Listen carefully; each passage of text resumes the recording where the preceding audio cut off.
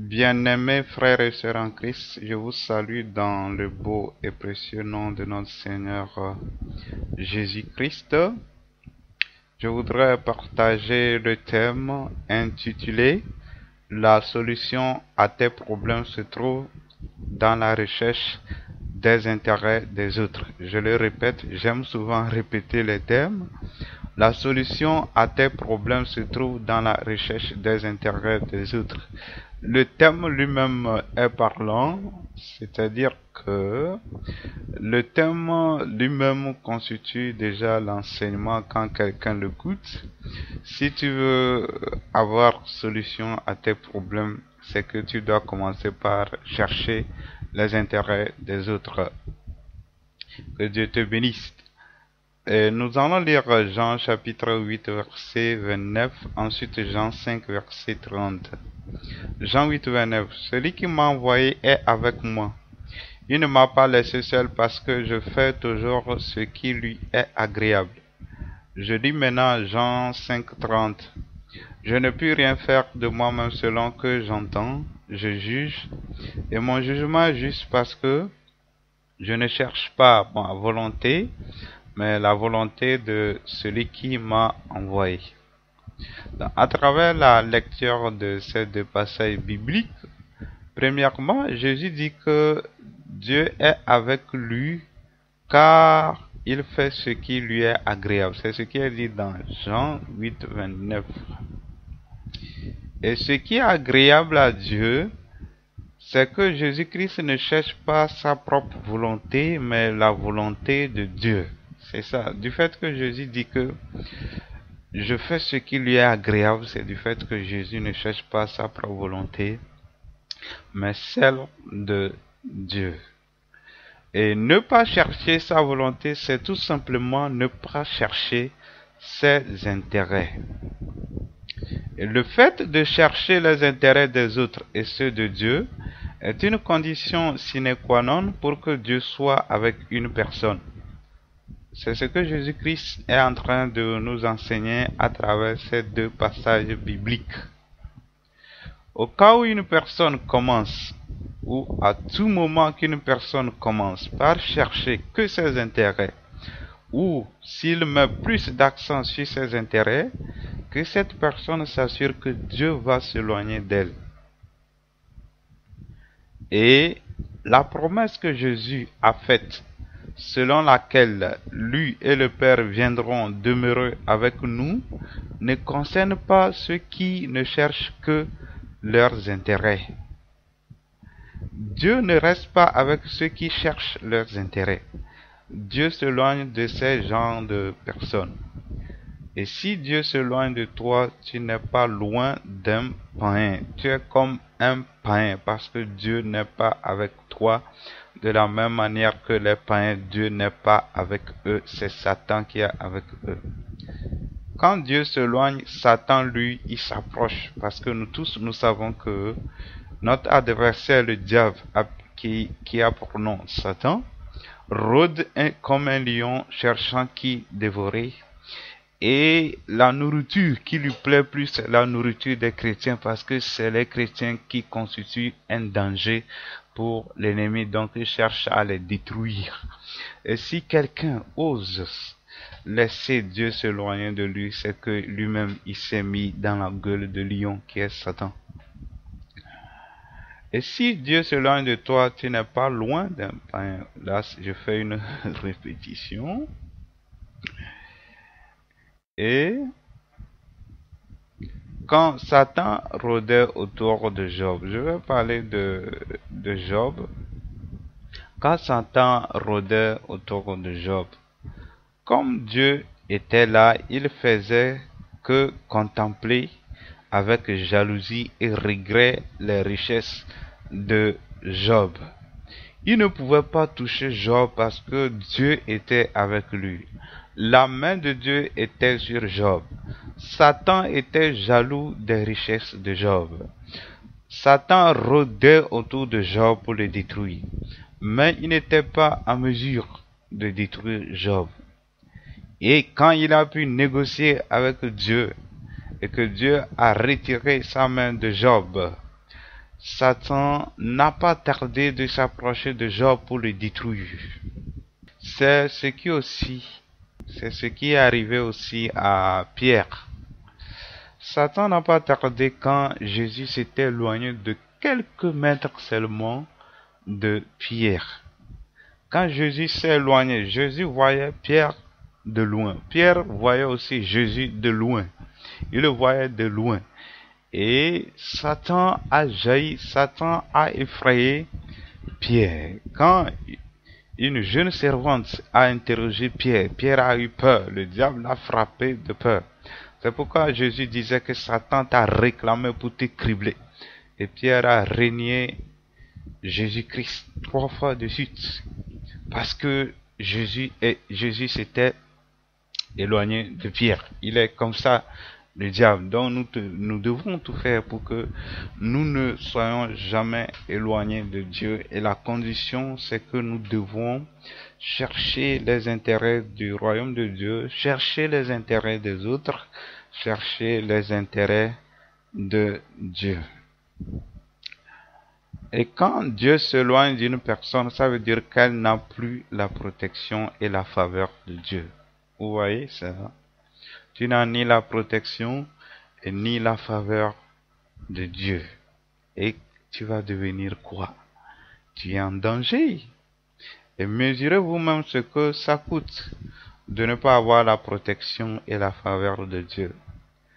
Les conséquences qui s'ensuivent sont vraiment néfastes et très dangereuses. Et il y a 2 catégories de conséquences qui peuvent arriver à une personne quand elle n'a plus trop la protection et la faveur de Dieu. Soit la personne va commencer par vivre dans la désobéissance pour que le diable la laisse tranquille et continuer par avancer dans le mal, ou soit le diable va rendre la vie de la personne pénible et insupportable. Parce que Dieu, tu n'as pas la protection de Dieu. Tu n'as pas la main de Dieu. Tu n'as pas la faveur de Dieu. Mais tu te tiens toujours que tu iras au ciel. Tu vas adorer Dieu. Mon frère, ma soeur, le diable va te cribler. Parce qu'il te cherchait depuis. Il a trouvé une faille. Et il va t'avoir. C'est pourquoi nous devons veiller. Comme Jésus-Christ nous a dit, veillez. Priez, veillez, priez. Ne donnez pas occasion à l'ennemi. Il cherche à vous détruire. Quand il trouve une occasion, il vous prend. Il ne tarde pas. Il est rapide. Vous voyez comment il a intervenu rapidement quand Jésus-Christ s'est éloigné de Pierre. Amen.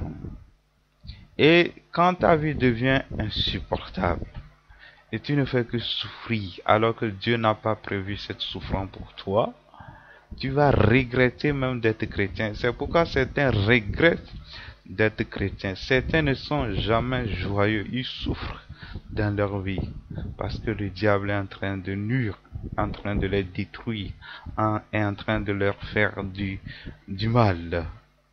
C'est l'ignorance et c'est aussi la chair qui collabore avec le diable pour que nous tombions plutôt sous le jugement de notre adversaire qui est Satan. Et quand les choses sont ainsi, le diable va avoir la domination sur toi. C'est pourquoi quand tu te rends compte que le diable arrive à te dominer, cherche à savoir si tu ne cherches pas plus tes intérêts. Il faut chercher quand tu te rends compte que les choses ne marchent pas dans ta vie, tes prières restent inexaucées, ta vie est bizarre, ta vie n'a pas de sens, tu n'as pas une communion parfaite avec Dieu, il y a la confusion totale. Il faut chercher à côté, voir si tu ne cherches pas plus tes intérêts. Il faut chercher aussi à voir si tu arrives à faire ce que Dieu te demande de faire d'une manière personnelle. Je ne parle pas du fait de pécher contre la parole de Dieu qui est écrite dans la Bible. Non, il y a des choses que Dieu nous dit personnellement. Et lorsque nous ne les savons pas, c'est encore grave. Lorsque nous les savons, nous désobéissons, alors nous tombons sous le jugement de Dieu. Les portes aussi sont ouvertes sur nous pour que Satan vienne nous attaquer. Moi-même, j'en connais, les serviteurs de Dieu. En tant que serviteurs de Dieu, nous en subissons lorsque nous désobéissons à Dieu, alors nous recevons les coups. Amen. Il y a eu un temps, je donne mon témoignage, il y a eu un temps, peut-être 2 ou 3 semaines, où je faisais la paresse. Je n'enregistrais plus les messages audio comme je le fais aujourd'hui. Je ne me donnais plus l'engouement pour ça. Je m'occupais à d'autres choses. J'ai laissé d'enregistrer. Et depuis ce temps-là aussi, Dieu ne me révélait plus les messages, mais pire encore, des problèmes jaillissaient sur moi. Des choses sont bloquées. Et le Seigneur m'a dit que si je ne reprends pas l'enregistrement des choses, des messages, des choses seront bloquées sur ma vie. Vous voyez, des choses que je trouve banales. Est-ce qu'il faut se gêner d'enregistrer les messages alors que Dieu lui trouvait ça important? Donc Dieu te bénisse, toi qui écoutes, parce que Dieu trouve important d'enregistrer ça. Que Dieu te bénisse à travers ça dans le nom de Jésus-Christ. Amen. Ça, c'est un témoignage pour que ça aussi serve de leçon à tout le monde, à moi-même, pour que je ne tombe pas prochainement dans les problèmes en désobéissant à la parole de Dieu. Amen.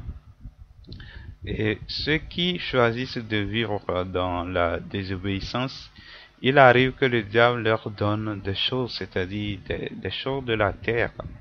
Si l'ennemi, il est très rusé, très rusé, comme la Bible l'a su bien dire. S'il faut te bénir, c'est-à-dire te donner des richesses pour que tu t'écartes de Dieu, mais c'est très bien, il va le faire.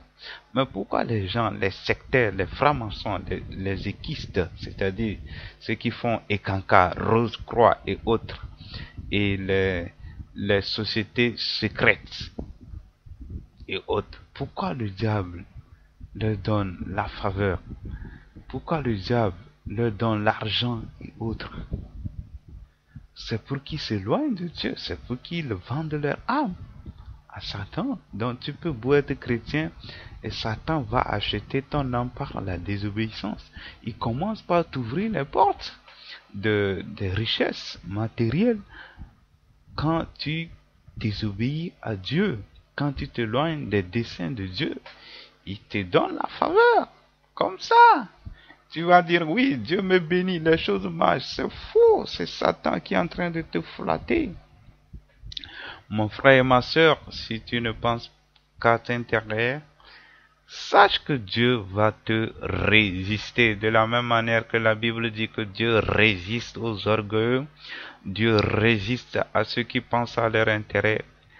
Un orgueilleux ne passe qu'à ses intérêts. Donc, ceux qui cherchent leurs intérêts, ce sont des orgueilleux. C'est l'orgueil qui nous fait chercher nos intérêts à nous-mêmes. Il est temps de nous débarrasser de ce venin satanique, diabolique, qui fait que nous souffrons, qui fait que même en tant que chrétiens, nous souffrons et autres. Et quand Dieu te résiste, beaucoup de tes prières resteront sans réponse. Elles seront bloquées. Elles ne vont même pas dépasser ton plafond. Et certains pensent que quand ils font une œuvre dans la maison de Dieu, c'est que c'est fini. C'est fini. Je cherche les intérêts de Dieu parce que je chante dans la chorale ou je suis chantre. Je suis dans ce qu'on appelle école de dimanche. Je fais une œuvre de Dieu. C'est archi faux. Tu peux beau être homme de Dieu, diacre, chantre de Dieu, choriste, et Dieu va te dire que tu cherches tes intérêts. Dans le groupe musical, quand les autres sont appréciés et toi tu ne l'es pas, quelles sont tes pensées? Voilà, ça c'est un exemple. Quelles sont tes pensées quand on apprécie les autres et toi tu n'es pas apprécié? Tu peux beau ne rien dire, mais Dieu lui voit tes pensées. Quand tu ne te plais pas, quand les choses vont bien pour les autres, pas chez toi, ça c'est que tu cherches tes intérêts. Si tu cherchais l'intérêt de l'autre, ça ne va pas t'énerver. tu serais plutôt content ou contente si tu es une sœur. Et quand les choses marchent pour les autres et chez toi ça ne marche pas, quelles sont tes pensées? C'est ça. C'est un autre exemple. Dans le couple, est-ce que tu cherches les intérêts de ton partenaire ou ton intérêt? Voilà. Est-ce que toi tu cherches que la femme fasse des choses pour toi ou toi si tu veux faire les choses pour la femme? De la même chose pour la femme. Est-ce que tu veux que le mari fasse des choses pour toi ou toi tu cherches à faire des choses pour ton mari? Est-ce que tu cherches à lui plaire même si lui ne remplit pas son devoir? Est-ce que tu arrives à remercier Dieu du fond de ton cœur, pas d'une manière hypocrite quand les choses vont bien avec la personne qui te blesse? Oui. Est-ce que tu peux même prier pour une personne qui te blesse, une personne qui te maudit, une personne qui cherche ton intérêt et ton mal? Est-ce que tu peux prier pour son bien? Alors Dieu nous interpelle, nous tous nous sommes interpellés dans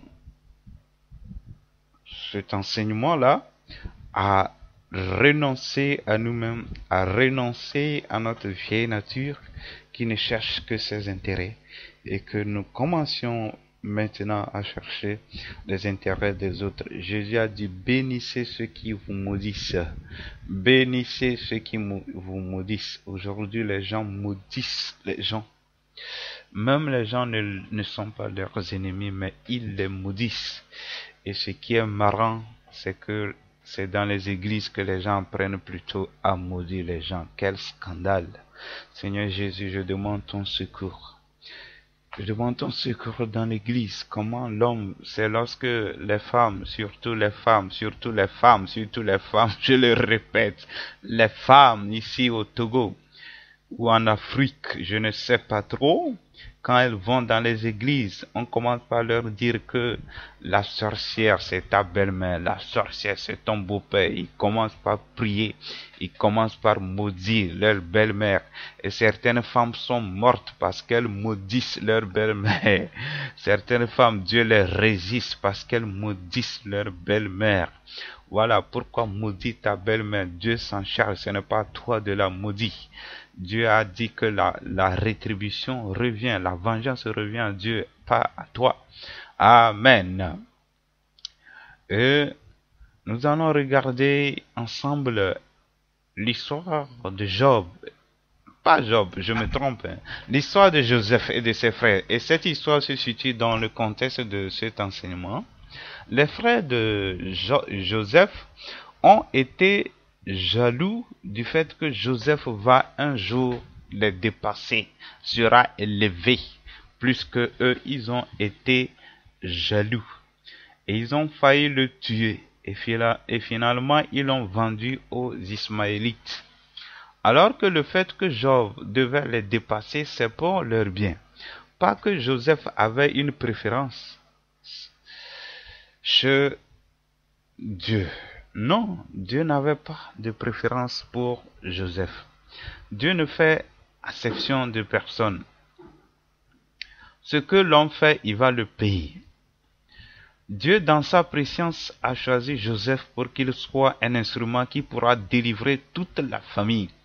Donc les frères de Joseph ainsi que le papa et la maman. Bien sûr que nous n'avons plus d'informations sur les mères ou des enfants de Jacob. Et la condition pour que toute la famille soit un jour sauvée de la famine, c'est que Dieu devait élever Joseph. Mais la jalousie des frères de Joseph les a empêchés de discerner les bénédictions qui sont cachées derrière l'élévation de Joseph. S'ils étaient arrivés à tuer Joseph, c'est que eux-mêmes, ils allaient souffrir amèrement. Ils pouvaient même mourir de la famine, ou le jugement de Dieu pouvait même retomber sur eux-mêmes. Heureusement qu'ils n'ont pas pu le faire. Qui peut lui-même se chercher son mal? Voilà. C'est parce qu'ils agissaient dans l'ignorance. Et l'ennemi arrive à nous mettre dans cette ignorance-là. Qu'il faut chercher ton intérêt, il faut penser à toi-même, il faut être jaloux. Quiconque cherche son mal, il est tout simplement stupide. Et si nous cherchons plus nos intérêts, c'est que nous sommes stupides, c'est-à-dire que nous cherchons notre mal. Quand nous commençons par chercher le mal de quelqu'un, c'est que nous sommes en train d'attirer sur nous la malédiction de Dieu. C'est de la sorcellerie, vrai. Ce que les frères de Joseph ont fait n'est pas loin de la sorcellerie. Et j'apprenais l'histoire d'une fille, une petite fille un jour, d'une rencontre spirituelle. La fille tenait le pied de l'homme de Dieu, elle criait: je ne veux pas être seule, je ne veux pas être seule. Et l'homme de Dieu, qu'est-ce qui lui demande, qu'est-ce qui se passe? Et la fille dit qu'elle a deux frères, l'un est avocat et l'autre est médecin. Et que dans leur réunion de sorcellerie, ils ont demandé de livrer le frère médecin.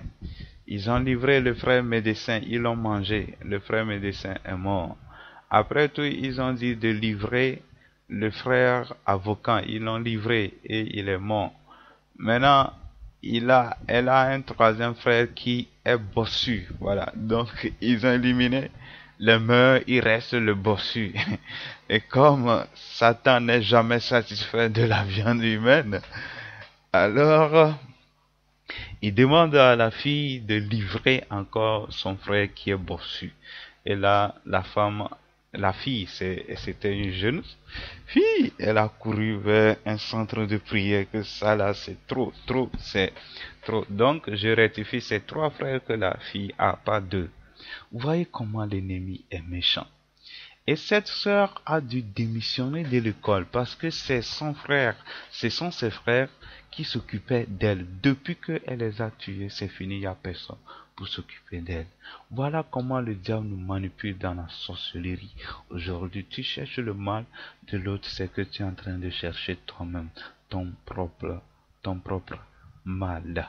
Que Dieu nous bénisse dans le nom de Jésus-Christ. Amen.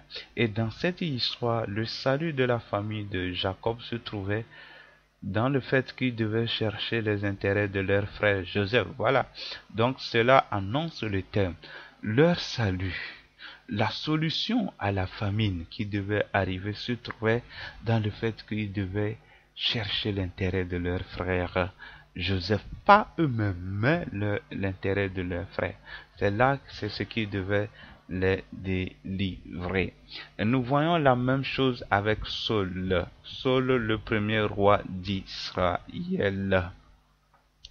Saul était le roi d'Israël et quand il a désobéi à Dieu, Dieu l'a rejeté et Dieu a choisi David à sa place. Mais pendant ce moment, Saul était toujours sur son trône. Donc il y avait un moment de transition que Dieu avait accordé à Saul. Et qui sait si cette transition pouvait durer. Maintenant que Saul s'est rendu compte que David est sur le point de devenir un jour roi, David avait une onction, avait une faveur. Il est devenu jaloux. Et il a décidé de tuer David. Et imaginez un roi ayant des femmes, ayant tout le luxe. Il était dans le palais royal. Il avait toutes les richesses possibles. Mais à cause de la jalousie, ça c'est quelle misère. Saul quitte le palais royal pour aller dormir dans la brousse, pour aller passer des nuits dans la brousse, pour s'exposer au danger des reptiles dans la brousse, la fraîcheur et autres, à cause de la jalousie. Voilà comment la jalousie rend un homme misérable, lui crée des problèmes, lui crée des problèmes. Il ne pouvait plus dormir, il n'était plus tranquille à cause de David, parce qu'il était jaloux de David. Si Saul, à un moment, avait décidé, je préfère aussi chercher l'intérêt de David, mon temps est fini, David aussi n'a qu'à venir régner, parce que c'est Dieu qui en a décidé. s'il avait décidé ainsi, il serait heureux. Il n'allait pas mourir d'une manière misérable comme ça, mourir de la main des incirconcis. Il n'allait pas mourir. C'est du fait que Saul était jaloux qu'il a fini mal. Ce sont des leçons que nous devons apprendre. Refusons de chercher nos propres intérêts. Commençons par chercher les intérêts des autres. Refusons ces pensées maléfiques que le diable nous envoie. Ces pensées qui nous disent de penser à nous-mêmes. Ces pensées qui nous font centrer sur nous-mêmes. Refusons ça dans le nom de Jésus. Et nous serons heureux. Et nous aurons la faveur de Dieu. Et nous allons avancer avec Dieu. Et nous allons prospérer avec Dieu. Nous n'allons pas s'arrêter sur le chemin de notre destin. Saul a vu son destin être brouillé, a vu son destin être détruit à cause de la jalousie. Cela l'a mené loin jusqu'à tomber dans l'idolâtrie. Il a commencé par consulter ceux qui invoquent les morts. Dieu l'a abandonné, il s'est tourné vers l'idolâtrie, vers la sorcellerie et toutes sortes de péchés. Voilà ce qui est arrivé à Saul à cause de la jalousie. À cause de la jalousie, voilà le mal qui peut arriver à une personne. Que le Seigneur nous vienne au secours. Que le Seigneur nous aide à revoir nos vies, à se repentir, à se convertir totalement, à commencer par marcher en nouveauté de vie, à commencer par laisser l'homme nouveau régner dans nos vies. Dans le nom de notre Seigneur Jésus-Christ de Nazareth. Nous allons maintenant lire Romains chapitre 12, versets 4 à 5. Car comme nous avons plusieurs membres dans un seul corps, et que tous les membres n'ont pas la même fonction, ainsi nous qui sommes plusieurs, nous formons un seul corps en Christ, et nous sommes tous membres les uns des autres. Amen. Donc ici la Bible dit que nous sommes tous les membres des uns des autres. Chacun constitue un membre et l'autre est un membre. La Bible nous dit ainsi que l'autre chrétien constitue ton membre, c'est-à-dire que ton destin, ton avancée dépend de l'autre chrétien. Et si maintenant que tu es contre ce chrétien, il faut se rendre compte que tu es en train de chercher d'abord ton propre mal parce que ton bien dépend de l'autre. Ton bien dépend de l'autre chrétien. Dieu l'a institué ainsi. Reconnaissons les principes bibliques. Il faut combattre en respectant les règles du combat. Le fait de ne pas chercher son intérêt fait partie des règles du combat. Quand tu ne connais pas ça, tu vas recevoir beaucoup de coups du diable. Oui, beaucoup de coups. Tu n'as aucune protection. L'autre chrétien qui, a des problèmes, certes, est ton membre. Il est ton membre. Il est celui par qui Dieu va passer pour résoudre tes problèmes. Dieu en a décidé, il ne change pas. Et si toi tu le hais, tu es en train de détruire ta propre vie. Vous voyez, jamais la bouche ne met la nourriture dans la bouche. Est-ce que vous avez une fois vu la bouche mettre la nourriture dans la bouche? C'est impossible. C'est la main qui met la nourriture dans la bouche. Donc, l'autre chrétien comme la main qui doit mettre la nourriture dans ta bouche. Et si tu maudis l'autre chrétien, c'est-à-dire tu maudis ta main qui va mettre la nourriture dans ta bouche, est-ce que tu peux être heureux? Est-ce que tu peux te nourrir?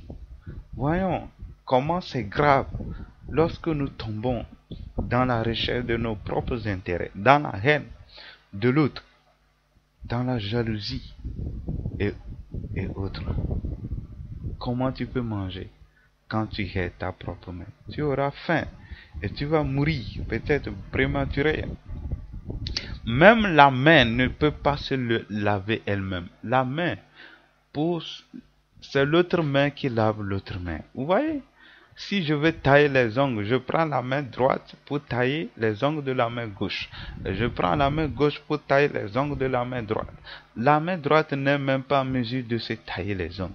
De laver, même quand on se lave, c'est le bras gauche qui lave le bras droit.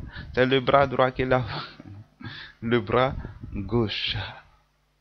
Donc, faisons l'effort pour nous aimer. Tout tourne finalement de l'amour, pour chercher l'intérêt de l'autre, pour que nous soyons heureux. Je conclus en disant que celui qui ne cherche pas les intérêts de son prochain est un meurtrier. Et nous savons que les meurtriers n'ont pas la vie éternelle. Sur la terre ici aussi, la personne se fait ennemi de Dieu. La personne qui ne cherche que ses intérêts se fait ennemi de Dieu. Et étant ennemi de Dieu, excusez-moi, Dieu lui-même va créer des problèmes à une telle personne, à la personne qui cherche ses intérêts. Ce qui plaît le diable quand ceci arrive aux chrétiens. Voilà. Si tu es chrétien et tu cherches tes intérêts, le diable va applaudir. Ah, j'ai trouvé une proie, je vais manger, je vais manger celui-là tout cru, je vais le détruire complètement. Parce qu'il a ouvert la porte pour moi. Allez, envahissez-le. C'est comme ça l'ennemi va faire. Parce que nous constituons le danger pour le camp du diable. Et quand le diable veut attaquer, sachez bien comment le diable attaque. Le diable ne va pas s'attaquer à des bénédictions. Il s'attaque à quoi? À la source. Parce que quand on attaque la source, on n'a plus la bénédiction. Si on attaque la bénédiction, elle peut venir encore. Donc il faut attaquer la source. Où se trouve la source? La source, c'est Dieu. Donc il faut créer une situation pour éloigner le chrétien de Dieu. Et là, on peut la voir. Et qu'est-ce qui peut nous éloigner de Dieu? J'ai parlé du fait de ne pas chercher l'intérêt de l'autre ou de vivre dans la désobéissance. Vous voyez, ça fait partie de la désobéissance. Que Dieu nous bénisse dans le nom de Jésus. Amen.